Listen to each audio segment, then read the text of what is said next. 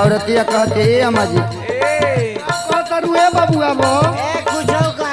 ए ना चुप रह ए पिया दे तेरा मुँह में पिया दे अच्छा औरतिया कहते ए अम्मा जी आधी आधी रतिया के भट्ठी पर से